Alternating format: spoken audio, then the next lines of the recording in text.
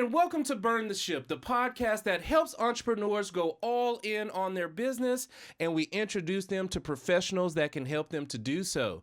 Today, we have a very special guest, John Skelton. How are you doing today, John? Doing great, Roderick. How are you? I'm doing pretty good. John, introduce yourself and the name of your business. I am John Skelton of Skelton Blackstone Attorneys in Marietta, Georgia. Awesome. We appreciate you coming on today, John, and we understand that time is one of our most valuable resources. So go ahead and tell us a little bit about your journey, John.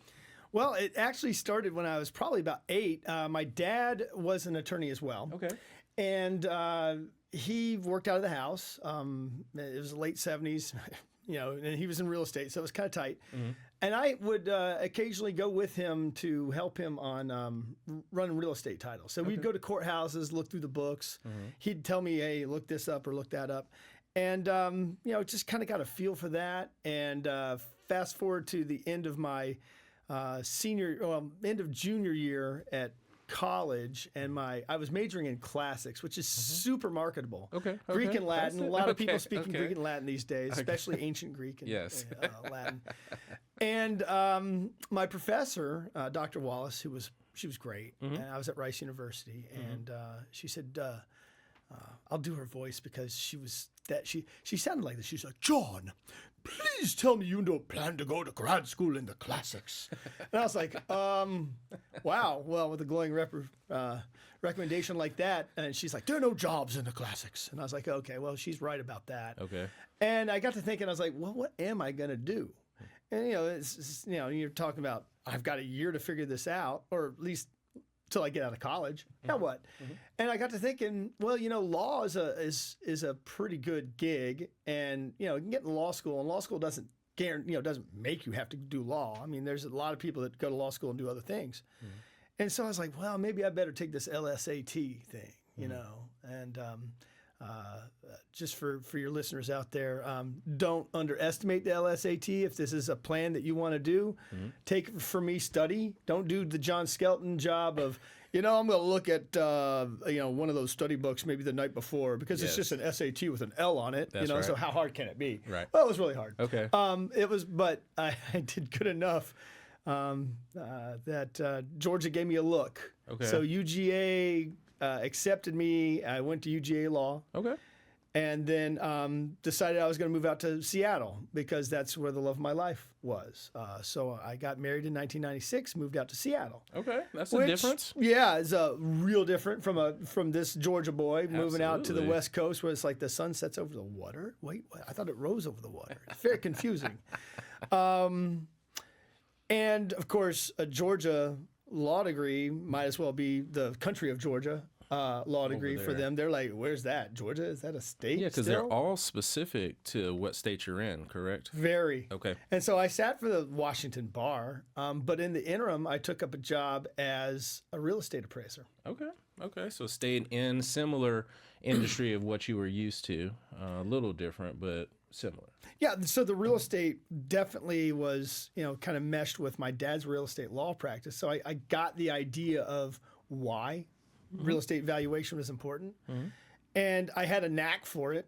It's just like find comparable sales. Hey, I can do that. Yeah. And, so I was working in this little shop over in Bellevue, Washington, and got to do that and moved up from office manager making $8 an hour to doing appraisals, splitting the fee with the owner. Mm-hmm. And, that place got a little interesting, got a little Melrose Place-like. The owner hired, my replacement.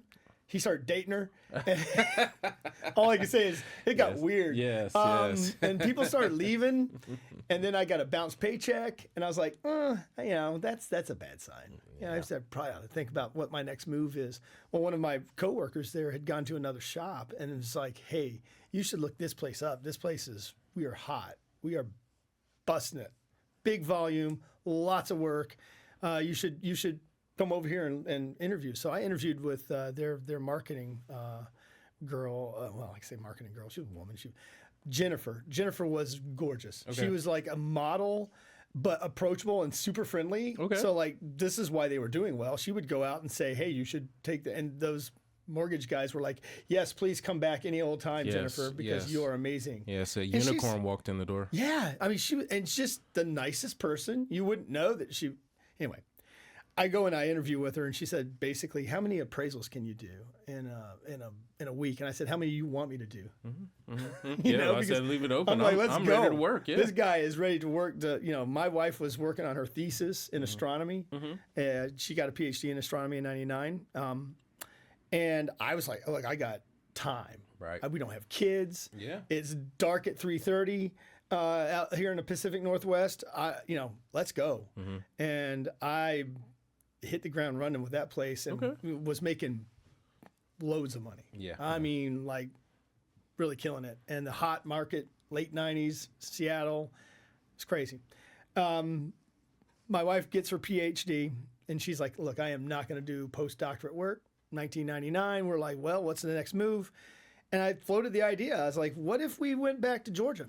Okay. And I started practicing law with my dad, who had worked in the government for a little bit after being solo for so many years. And I contacted him. I said, his name was Gray. And I said, Gray, what do you think? What do you think about Skelton and Skelton Attorneys? It's like, that has a nice ring to it. Okay. And so he secured us a little storefront space, and we opened in October of 1999. Alrighty. All right. Doing just basically, a lot of real estate, a lot of contracts. We took personal injury cases. Just whatever would come in the door to just get people, in and make some attorney-client relationships and some business relationships. And that kind of pivoted to more real estate and more probate and estate work as time wore on. And we practiced together for about 9 years. My mom passed away in 2008, and my dad was, he cared for her in her illness.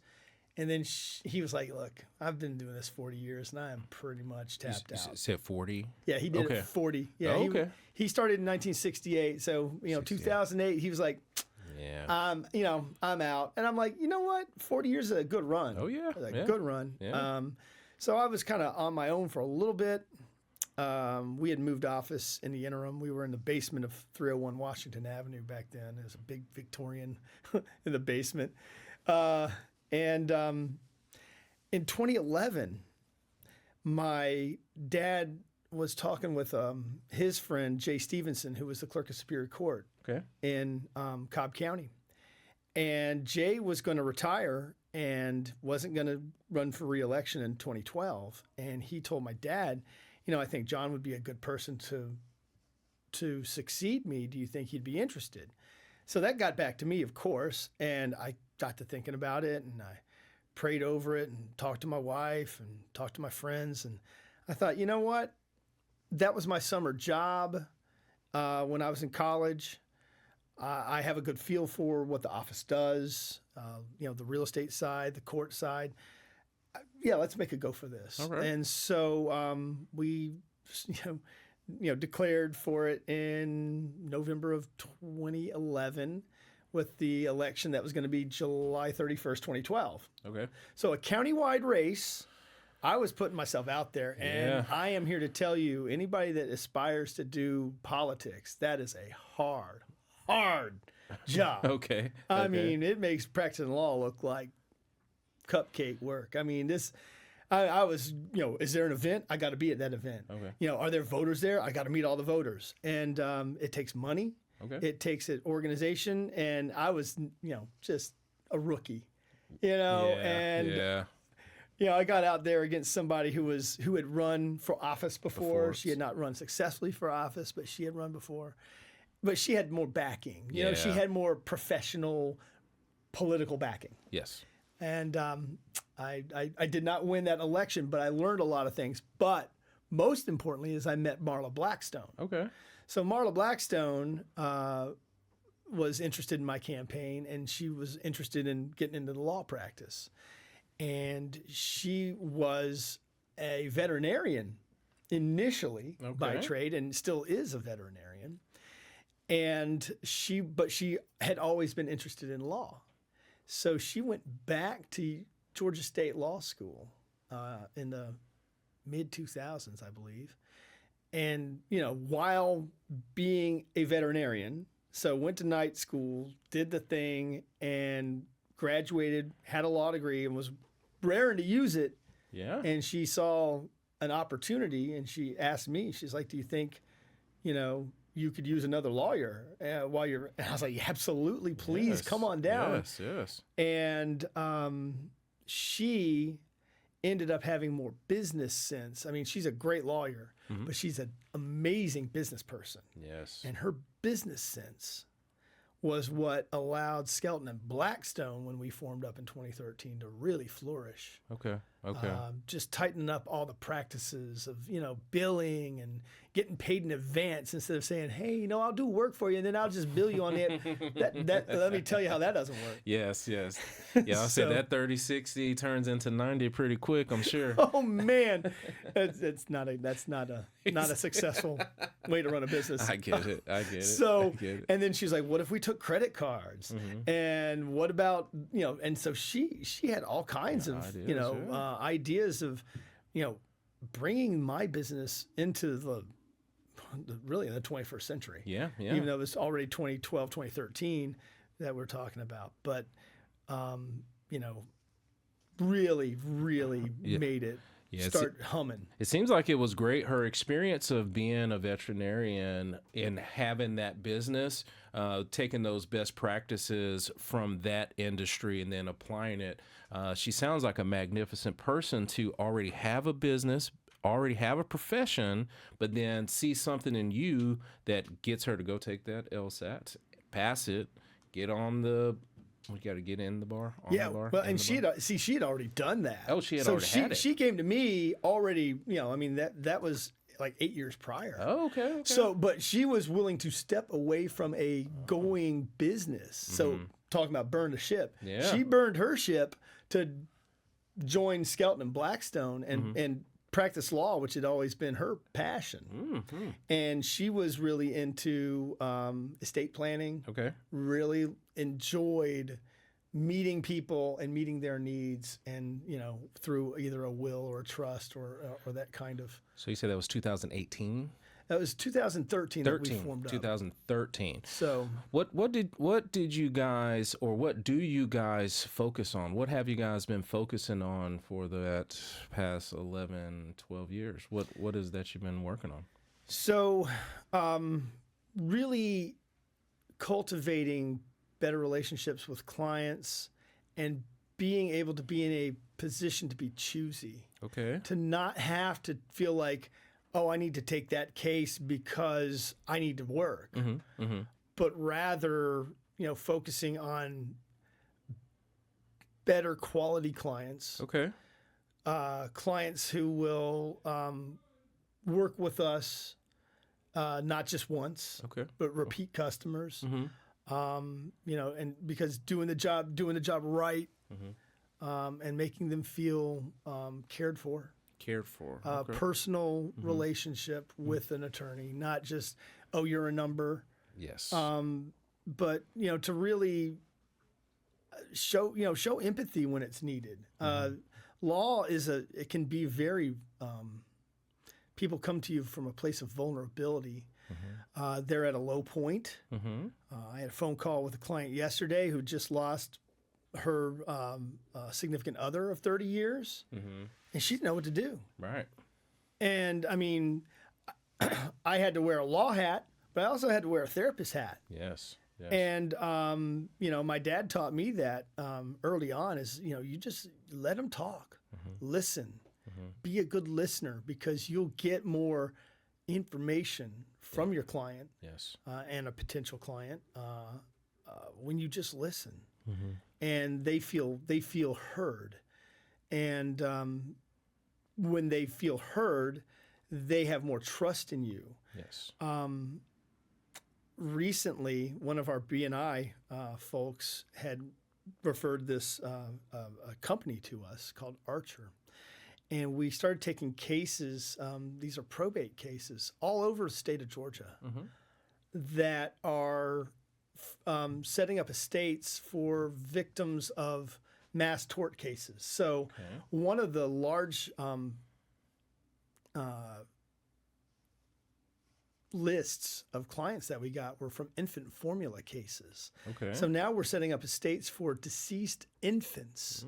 Mm-hmm. You know, babies that died before, you know, they never made it home. They were in a NICU and they died, and it was from defective infant formula. Oh, okay. And these parents, who are the heirs, because of course, you know, infants don't have wills, they can't. The parents are their heirs. Their parents come to us, and it's you know, you're talking about some of these things happened in the 90s. Okay. You know, so I mean, 25 and 30 years ago, that, you know, they lost a child, and you know, it's a very emotionally raw experience for them to have to talk about it at all. Yeah, especially again. I was about to say because you're technically reliving it every time you share that story. Oh, I know. Yes. And it was, I've had some conversations on the phone and in person with some that you know, can come into the office that are local. Mm-hmm. And I had one parent, she came in from New York. She wanted to tell the story. Okay. She wanted to tell it in person. She wasn't, and I'm like, you coming from Long Island, really?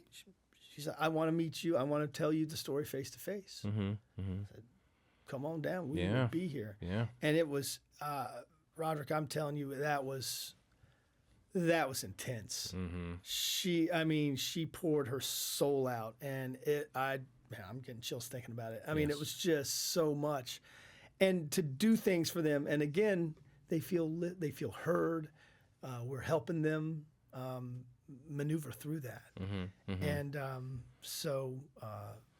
it's been powerful. Yeah, I know we're going to talk about some skills later, but I do want to talk about two that you've touched on right there. Having a level of indifference to be able to choose the right client fit for yourself. That's an awesome discipline that you had. And then the second thing, just want you to talk a little bit briefly about the importance of seeking to understand.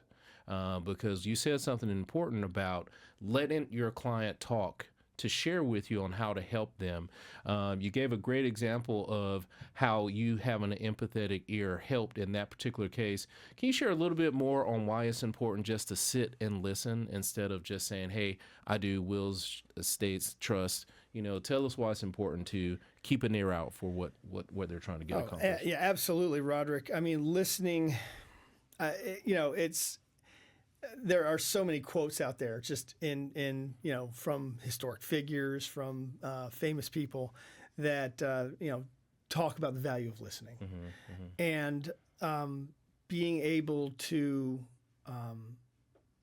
listen to somebody and just take it in.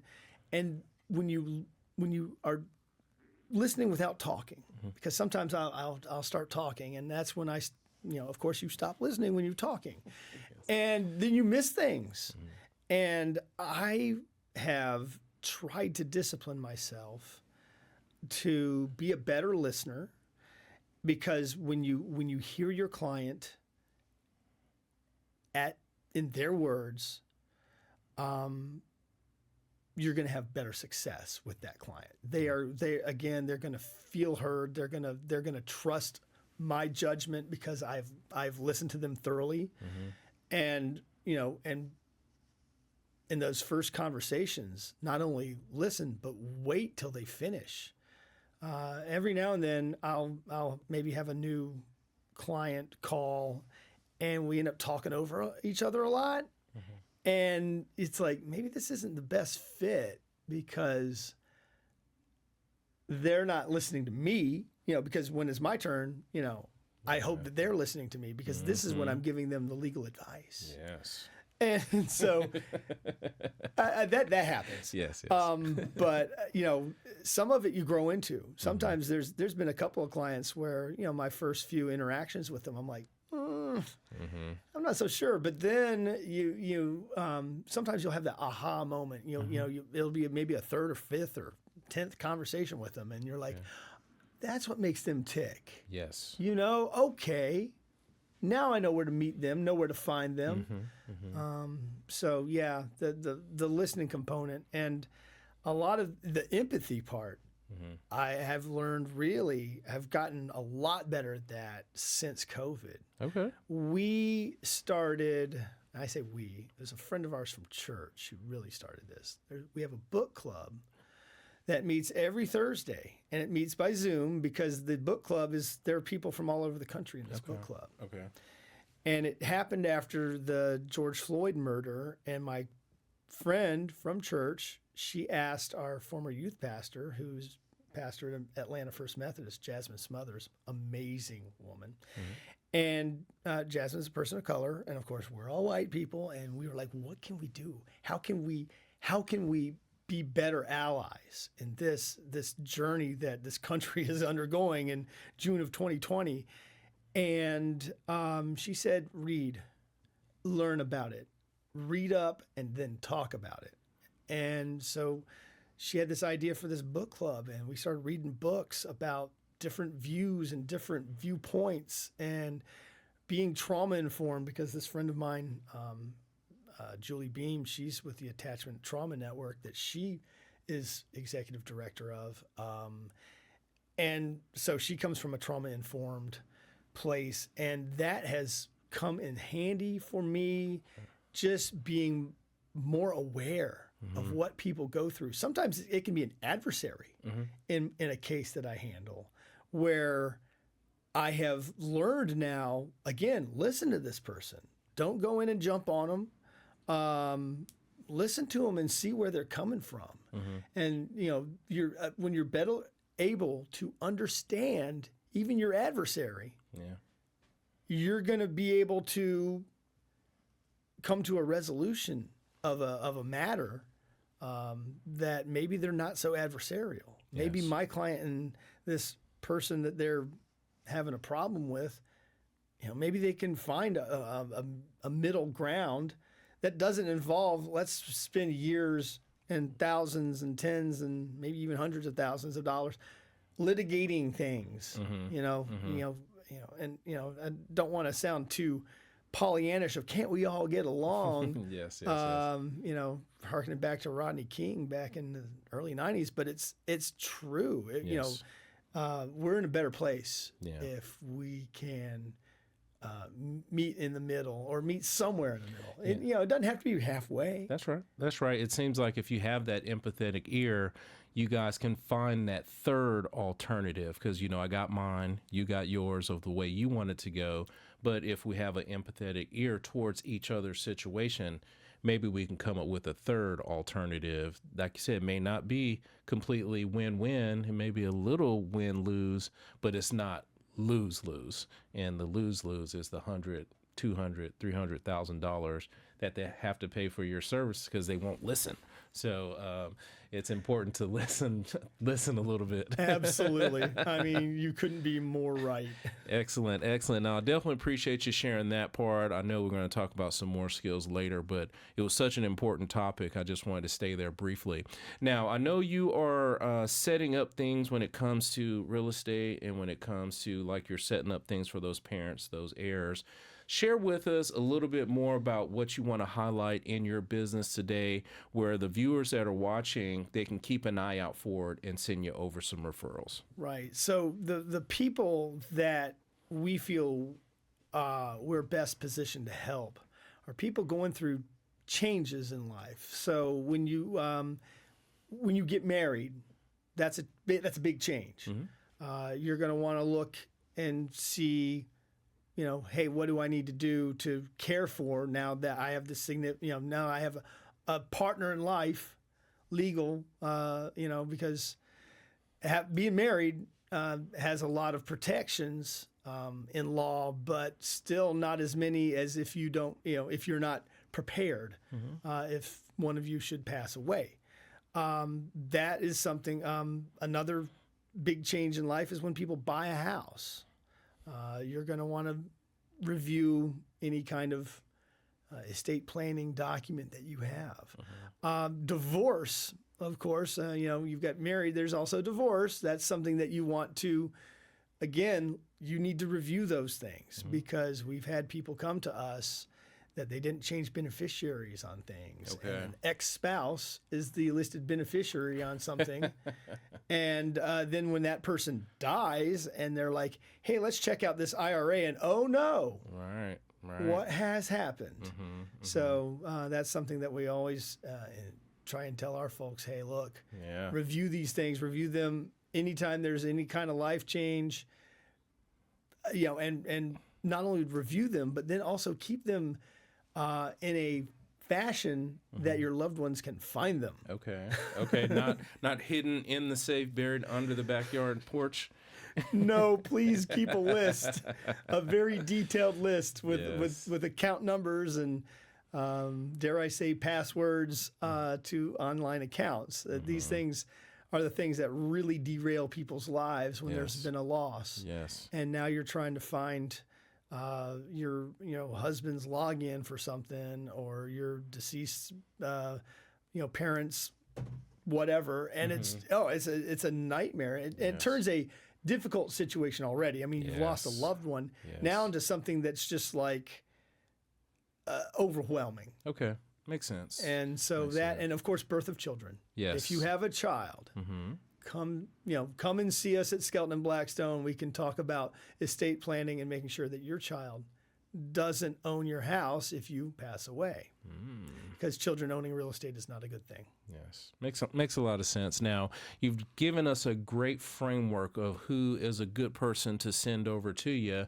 As you know, we've met through networking, so we're out and about talking to different business owners, business representatives, and even the community. Who would you say is a good referral partner that can send you over those opportunities? Who is a good person in your sphere that we can connect you with? Roderick, our best referral partner is definitely going to be that attorney that doesn't do what we do. Okay. Because you're always going to get that. You're at a cocktail party or you're at a neighborhood gathering, and you're an attorney, and then they'll just launch in with their legal problem, and it's like, I don't do that, but I know someone who does. Okay. And I get that a lot. People ask me about a family law matter, and I'm like, John Skelton and Skelton and Blackstone, we do not touch those things. We don't like to get electrocuted. Yes. The third rail of family law. But I know very many family lawyers in 25 years of being in practice here in Marietta, where I can give you probably 5 names, and several of them are even B&I folks. Yes. I might get a B&I referral out of it. Yes. So a good referral for you would be additional attorneys. Absolutely. Additional attorneys. Now, I know in this particular section, we want to make sure that everyone that is watching knows what you do, who's a good referral, and then who's a good referral partner. You've done a magnificent job of sharing that. I want you to share a couple more of the skills. I know we talked about an empathetic ear, showing the discipline to have indifference in choosing your clients, because not all money is good money. Do you have any additional skills that you can share with the audience that may help them on their business? Well, some of, they're eclectic skills, and my ability to recall things is sometimes comes in handy. Okay. It came in handy a number of years ago when I appeared on a syndicated television show that's Answers and Questions. Nice. Also known as Jeopardy. I got to meet the man, Alex Trebek. That guy's a legend. Awesome. So, now, I don't know what you were going to say next, but we're staying right here. So how did that come about? What, one day you just said, hey, look, I'm going to try out or sign up for Jeopardy? I don't even know how that works. For me, it was a lifelong process. I have always been a trivia guy. Okay. Like from day one, as soon as I learned to read, and my brother helped me learn to read early. I've always been a reader. Somehow that stuff stays with me. I will read things, and I don't know. Early on, I was able to realize, hey, I can recall information really quickly. So there weren't a lot of outlets for that early on in life, but by the time you get to high school, they had Academic Bowl. Yes. And I couldn't wait to get involved in that. They had like a middle school version in East Cobb where I grew up, and I was at Dodge and Middle, and I remember doing that, and I was like, I can't wait till I get to high school and we get to do this like all the time. This would be great. Yes. We ended up at Walton High School winning High Q on Channel 2, which I think was a COVID victim. But it ran 34 years on Channel 2, and we won it in 1989. And I went off to Rice University, played College Bowl, which is basically academic bowl, but in college. And we won a national championship at Rice. Oh, my goodness. Rice doesn't win a lot of national championships. We got baseball in 2003, but before that, we had College Bowl 1991 with me. I actually got the winning, the question that put it away against Cornell in the final. I got it. You remember the question? It was, I don't remember it word for word, but it was along the lines of, in 1932, a majority of people in federal prison were there because of this substance. Okay. And that's when I rang in, and they go on. The question goes on to give the chemical, composition of that substance. Oh, okay. The question, the correct response is alcohol. Okay. Okay. Because of prohibition. Oh, nice. Look at you. And I put that. Again, the synapses fired. Yes. And John Skelton's like, oh yeah, I know that. Ringing in, and and that was a great feeling to win a national championship. So you win the College Bowl, and we're still going on that journey to Jeopardy. And of course, Jeopardy is out there, and everybody knows it's out there, and they've got a teen tournament. I had tried out for the teen tournament. Okay. I mean, not the teen tournament, the college tournament. They had the Jeopardy tryout folks at this National Academic Bowl tournament that we went to after right at the end of my senior year of high school in 1989. And so I went there, took the written test. Of course, I nailed it because I'm super great at this. Gosh. But then comes the hard part. Okay. Being relatable. Okay. Right? And like having like a personality, because they don't want a bunch of nerds on TV going, I know nerdy things. Well, 1989, John, was a little less world traveled, and I didn't have a girlfriend. So no, seriously, I was like, okay, John, tell us something about yourself. They say in the interview, and I'm like, I like academic bowl, and I'm like, dude, you're at an academic bowl tournament. Literally everybody here likes that.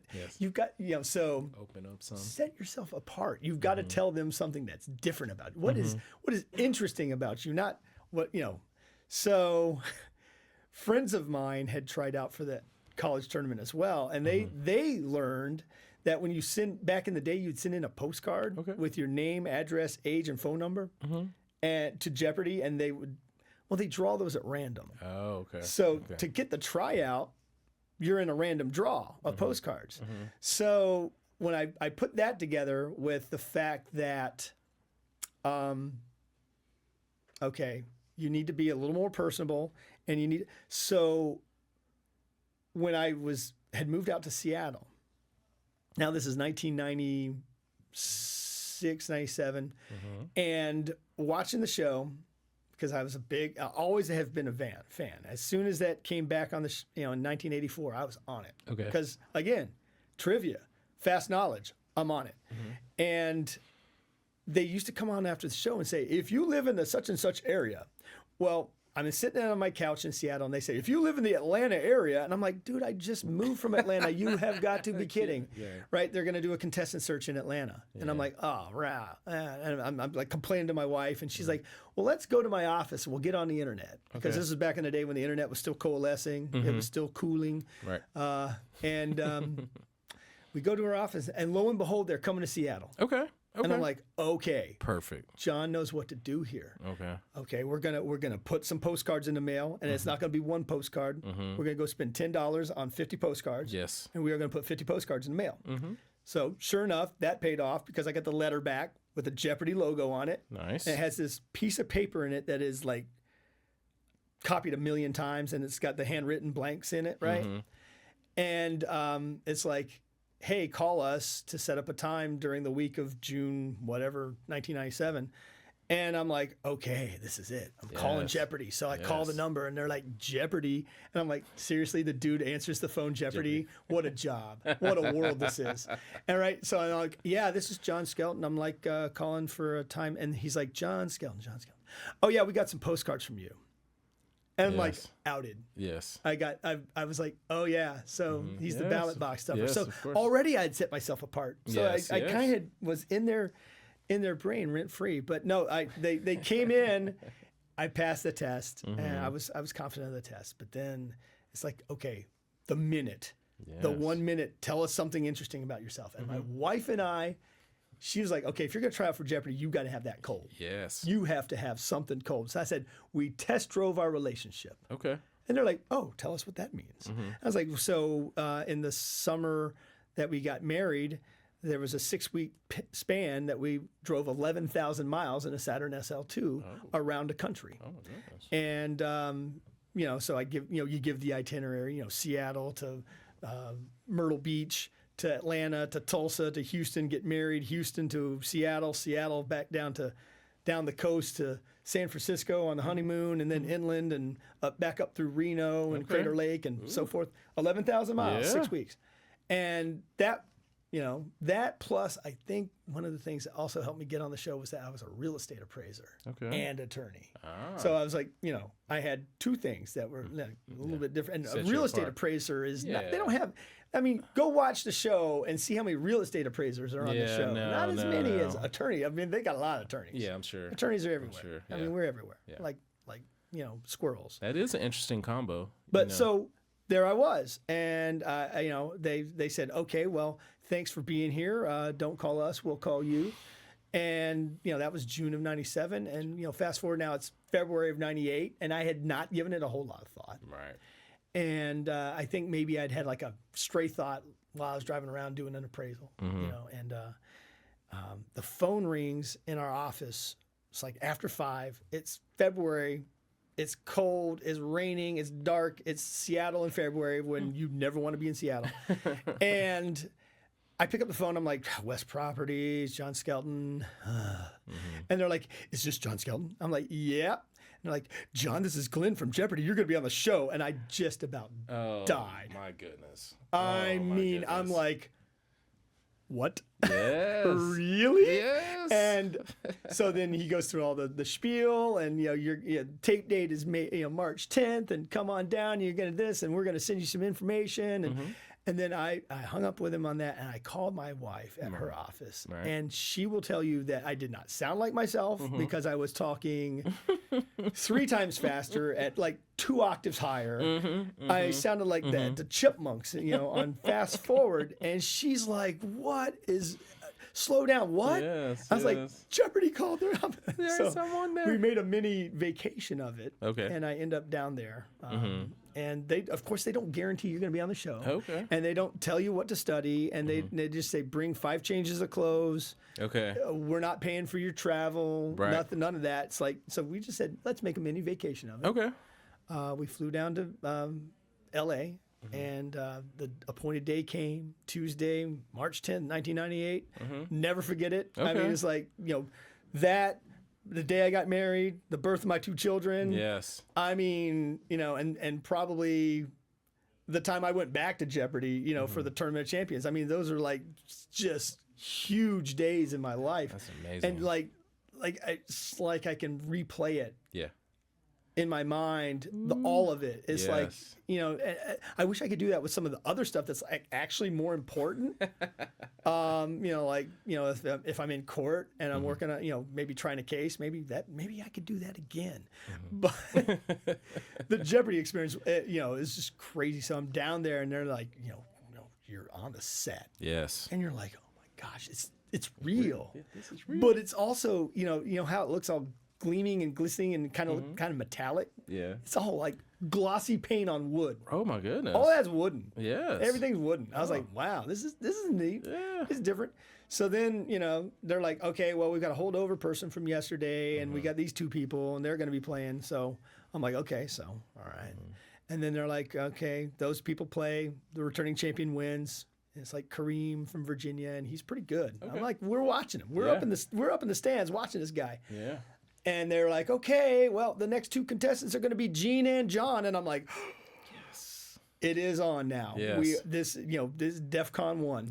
It is time to launch the nukes. Yeah. We are going to war. We're going to trivia war right now. Yes, and yes. I get out there. I go back to the green room, shotgun a Coke. They freshen up your makeup, put a mic on you, and out the door I went. My suit, I was looking sharp. Yes. I was good. and they're like revealing the categories, and it's like, all right, this is good. I'm ready to go. And then they're like, okay, inventors for 100. And I'm like, I know that. Dang it. And the timing on the buzzer. The buzzer timing, Roderick, it is the decider. That's the key. The key is buzzer timing. Okay. It's like 90% of the game. Okay. Because let's face it, you look at a Jeopardy panel of 3 contestants, they all know the material. Yes. You know, they're all pretty smart. They didn't just get there by, sending in a postcard at random. No, they had to pass a test too. Yes. And there's actually an online test now. Okay. So the process is a lot different from back in the pre-internet days that I was on. But wow, I'm out there just getting beat on the buzzer so bad. I'm like, oh my gosh, I'm gonna have to, I got to get in there. And so finally, it gets onto the 500. I'm like, okay, I'm gonna test to see if my buzzer goes, and I'm like guessing on the question, and I miss it. Okay. So now I'm at minus 500, and like the other guys at like 800 or 1,000, and I'm like, wow. And then it goes over to presidential terms of service. Okay. Somehow, like maybe the 7th or 8th clue in, and that was right in my it took off timing wheelhouse. I ended up like getting the first one, and then I just ran the category. Yeah. And I'm like, okay, we're off and running. Yes. And then I kind of hit some rocky. Hit the kind of the skids and late Double Jeopardy, and I'm like, come on, I'm behind. I'm behind going into final, and I'm like, this is one of those things that what happened next is like, I don't think that God was in it, but maybe God was in it because or sending me a message because the category was astronomy. Oh, you said your wife. There you go. Yeah, man. What does my wife do for a living? She'd have beat you up if you missed it. Well, and to say nothing that half of my social life was hanging out with her astronomy friends or hanging out with our friends from church. Yeah. So I had a large group of super smart people that were all amazingly good at astronomy. So the pressure was on. Absolutely. I was at 5,000. The guy ahead of me was at 7,600. And I'm like, well, I'm betting it all. I mean, this is astronomy we're talking about. Well, it turned out to be a history of astronomy question, which is perfect because that's like the book learning that I know. I don't think I ever I'd never taken an astronomy course. Okay. But I knew astronomy from osmosis just by hanging out with astronomers. Yeah. And so they asked the question, the question flashes up there and it's like, this is the century that the rings of Saturn were first observed by man. Okay. And I'm like, on it. Write down my response immediately. I mean, what is, and I put down my response. So I'm like, I'm golden. Yeah, good. And, I'm so hyper focused. I don't notice the guy to my right that I need him to miss.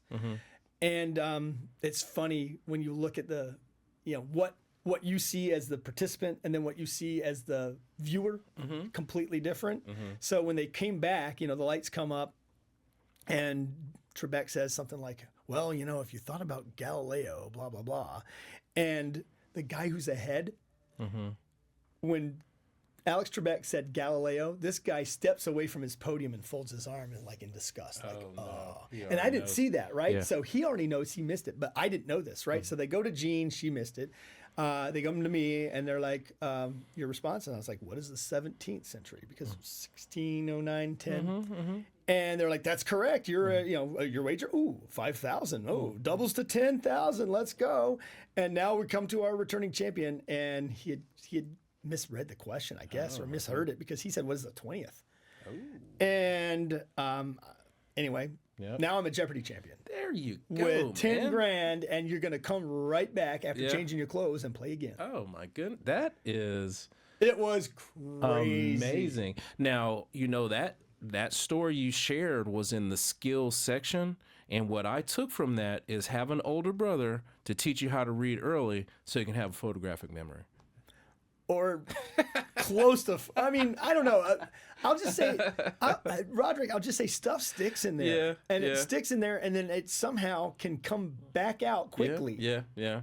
Where, like when we do like team trivia at the bar, most of the time when I'm playing, we're like handing in the answer right now, so we can just talk more. We don't have to tease out the questions too much. And I've got, my team trivia friends they think I'm mentally ill, but they're not wrong. Yeah. I mean, why would I know the periodic table up to like maybe the 57th element? Why would I know that? I don't know. It's not like I sit there and study it, but I can just about recite it. I don't know. Don't put me up to it. I probably miss a few. Nah. We won't. You don't want to feel that'll kill your viewership and your listenership. Nah. We definitely appreciate you sharing that. From this section here, we want to go back to John not being the real estate appraiser professional, the attorney professional, and the Jeopardy professional. We want John to be a human. So let's just say that you have all the wills and trusts taken care of the state of Georgia. You have everybody squared away. What would John do with his time if money wasn't an issue at all? I love exploring just the world, the environment, wherever. I would do a lot of traveling. Lot of traveling to places that I haven't been to. Okay. Or get back to places that I've only been to a little bit. I've been to, I got really lucky and went with my son's world language group to a tour of the Mediterranean. We saw Barcelona, Pisa, the French Riviera, Monte Carlo, Rome, and Florence. And, it was kind of a whirlwind. And so, but I have at least, since I'm as I mentioned, I was a classics major. So getting back to Rome was like, I just was geeking out so hard. I mean, we're driving along. It's like the Colosseum is real. Trajan's Column is real. Yeah. The Arch of Titus is real. They're not just pictures in my Latin book. Yes. And it's like, oh my gosh. And it's like, I have to get back to these places for much more time. Okay. And then just, exploring the U.S. is such a vast place. I mean, I said I drove across it, but there's places that I still haven't been. Yeah. Most notably, I got to get to the Grand Canyon. Okay. I mean, that's just like, I think that's like the next up, I think, for big, bold ground travel by John Skelton and his wife Brooke. We've got to going to the Grand Canyon. Awesome. That's a good one. I've been out there, so it is definitely a sight to see, and that's good. And we appreciate you sharing that because you've done a magnificent job of sharing today. It does take a lot for you to peel back the layers and let people in a little bit. I truly do appreciate that. If someone that is watching today wanted to learn more about how to get their will taken care of, want to learn some of the real estate stuff that you shared, or some of those skills you put out there, what's the best way for them to contact you? Best way for somebody to contact me is going to be email john@skeltonblackstone.com, or you can call my office, 678-290-8088, and Georgia or Mona will probably pick up and get you in contact with me. Nice. We appreciate you coming by today, and we honor all of our guests by giving them the last word. So please check out your camera over there and tell the people something good.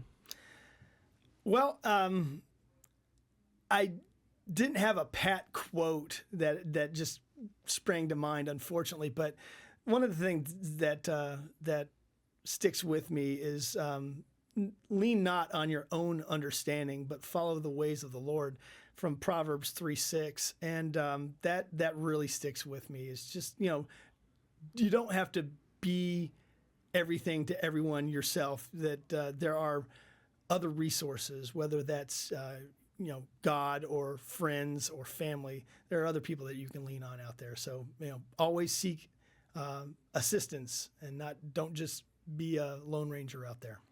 Awesome. Thank you so much for those words of wisdom. Again, we truly do appreciate you coming on today. And to everyone that is watching, be kind and thanks.